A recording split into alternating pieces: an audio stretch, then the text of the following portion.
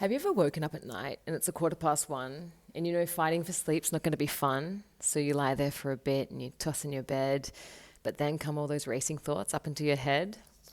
That was me, and the moon was full. And the next morning, I had nowhere to be, so I went to the kitchen and I made me some tea. And I lit up a candle and it brightened the room, and I started to write. And I was amazed at how a single flame could bring so much light. And then I looked at my tea, then across at the table, and God was sitting there staring at me. And I said, "How are you able to be here with me? Isn't there somewhere else you need to be?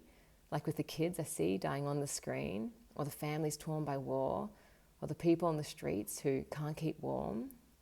And she just kind of sat there staring at me. And I got mad and I yelled, "Isn't there somewhere else you need to be?" And at this point, I had tears in my eyes and I just shook my head like I wasn't surprised. Then she answered while staring into the candle flame. She said, "Don't you think it's a shame? You've got so much love to give and you care for others, putting everyone first before yourself, like most mothers." And I said, "Aren't you God? How do you not care?" And she smirked and she told me she's seen her fair share. There was a time she made sure everyone was comfy and fine, and after a while they started to whine.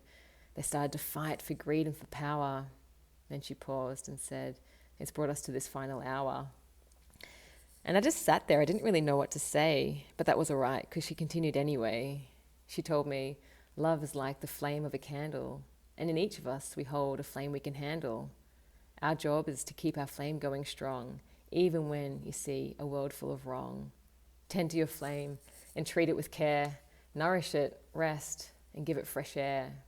She said, "Your flame will brighten the darkest of places, and you'll see that it's working in the smiles of others' faces.